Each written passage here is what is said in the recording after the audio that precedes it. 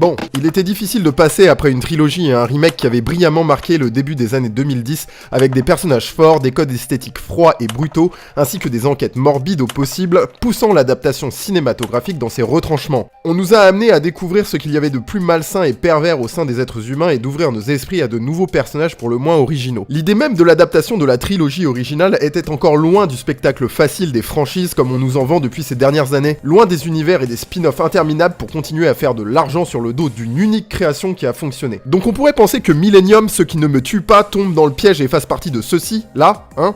Mais curieusement, bof. En à peine quelques minutes, on voit très bien ce que Sony tente de faire avec ce film. Essayer de raccrocher les wagons avec un personnage marquant afin de l'exploiter dans une franchise, quitte à aller y foutre un putain de titre à la Rogue One quand même. Et dans son développement, on se rend compte également que le film essaye vainement de justifier sa présence en replaçant l'histoire dans un contexte que l'on connaît à peu près par rapport à l'œuvre de Fincher. Ce qui donne la sale impression d'avoir loupé un éventuel épisode 2 et 3 pour arriver directement au 4ème. Sorte de furie-rodisation de Millennium qui intervient après 6 ans d'attente, tentant de placer les personnages dans une aventure originale, mais forçant tout le temps pour se disculper de toutes ces années d'absence. Dans sa narration, tout est beaucoup plus lisse, beaucoup plus propre, comme pour obtenir plus la satisfaction du public et de laisser de côté une éventuelle nouvelle histoire originalement surprenante. Et le résultat est affligeant, on ressent largement moins le lugubre, le macabre et le magnétisme horrifique des précédents, ce qui offre un scénario extrêmement paresseux en surprise. Mais cependant, le film a l'intelligence de garder en tête qu'il y a visuellement quelque chose à faire en ajoutant quelques moments à suspense, mais beaucoup moins durs que ce dont à quoi on s'est habitué. On ne peut s'empêcher de se sentir un peu lésé quant à la qualité de ce qu'on nous montre, et on ne voit aucune véritable progression. Paradoxalement, le film reste quand même très intéressant. Fede Alvarez fait un très bon travail de réalisation puisque visuellement, il tente des choses quitte à emprunter à différents cinémas étrangers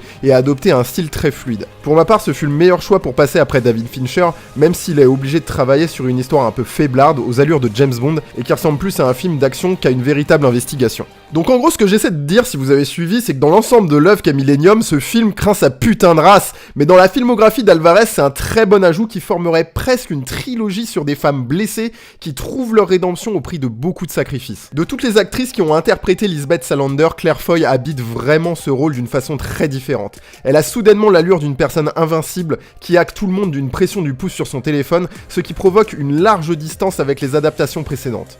Ce n'est malheureusement pas le personnage qu'on s'attend à retrouver, mais Claire Foy fait son possible pour rapporter ce qu'on aimait chez elle.